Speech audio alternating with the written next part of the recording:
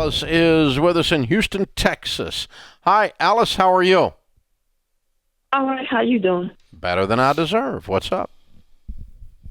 Well, I work and I drive for rideshare.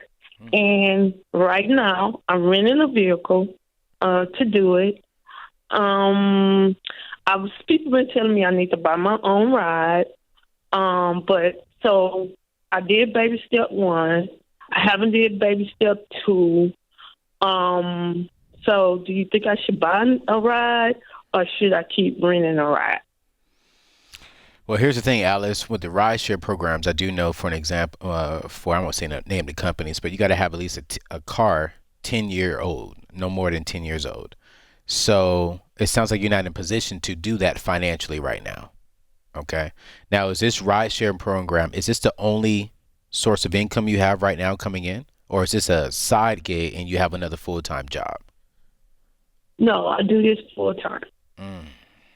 Yeah. So what are you making? Anywhere from 80 on up a week. 800 a week? Oh, yeah. Okay. And what's 800, 800 plus. Yeah. Yeah. And what's the rental costing you? I think like maybe $7 a month. So you're working for free?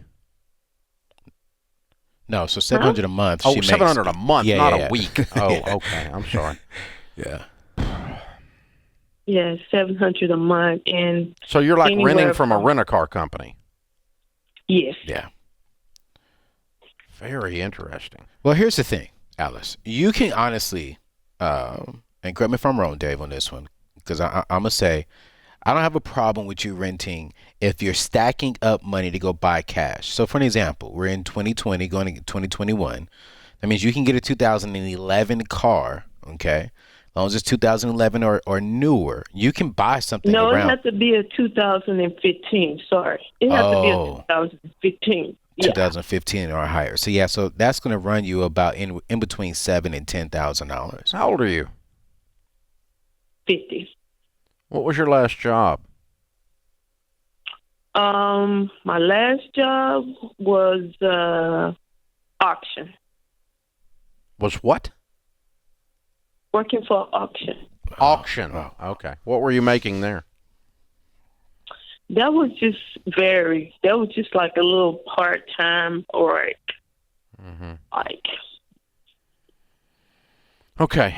What you're describing scares me because I'm afraid there's some costs involved here or some lack of insurance that's involved here that might be setting you up for all kinds of problems.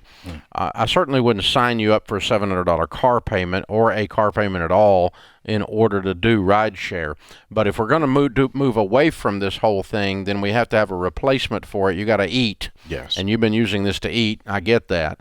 I like your ingenuity. You came up with some cool ideas and you scratched around, figured out a way to make a dadgum living. Good for you. I'm a little bit afraid whoever you're renting the car from might not be okay under the contract you've signed with you using it for ride sharing.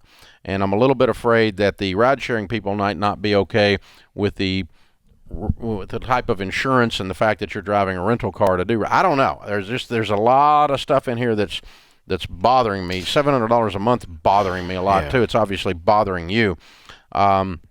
She has to get a car, Dave. Yeah, but a 2015 to drive for that company. Maybe you drive for a different one. Yeah. But I mean, I don't know what the guidelines are with the different cars. I know one of them it has to be 10 years or newer.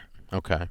Like Uber? Yes. Okay. I didn't want to say it on the short Well, that's okay. You can say whatever. I don't care. Yeah. Uber will allow you to do that. I don't know what Lyft, if Lyft has a lesser or whatever, but a lot of drivers that I know drive for both. Yeah. And it's usually a side gig too. Yes. Yeah. So I would start saving aggressively and buy a car very, very quickly. Yeah. Like, and I'd be working like 24/7.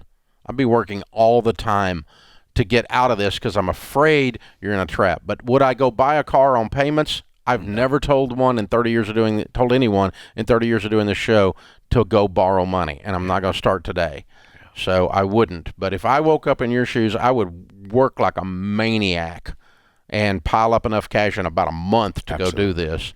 And you're coming into the holidays, you probably can get really busy. In Houston, Texas, and that's what I'm going to do.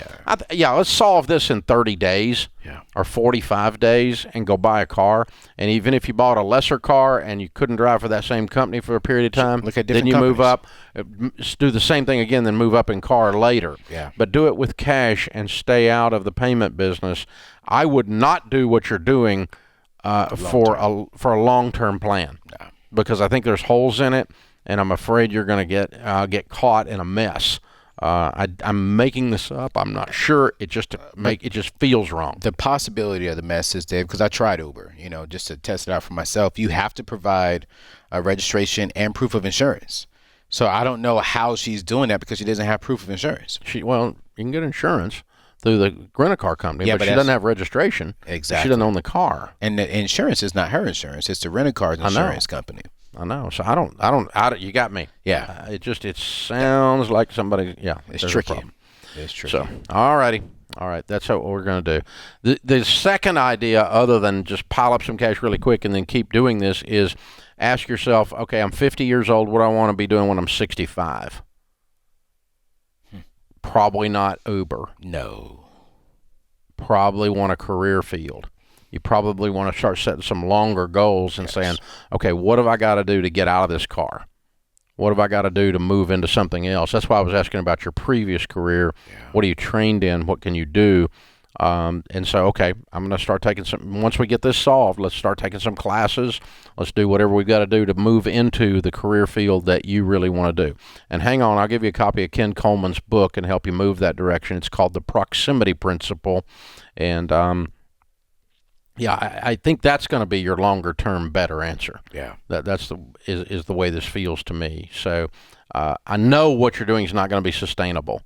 And I know even if you get into your own car that you can use and you can make the same kind of money or more money and you won't have a $700 payment, you'll be making pretty decent money at that point, but you're working your butt off. And what is the long-term aspects of that? Probably not your plan. So we need a long-term plan and a short-term plan. And you're really, really hard-working lady, really smart. You're coming up with ideas. You're scrappy to get out there and scratch around, find some money. I'm proud of you. Do that. But let's get this situation fixed. And it's not a car payment to fix it. This is the Dave Ramsey Show.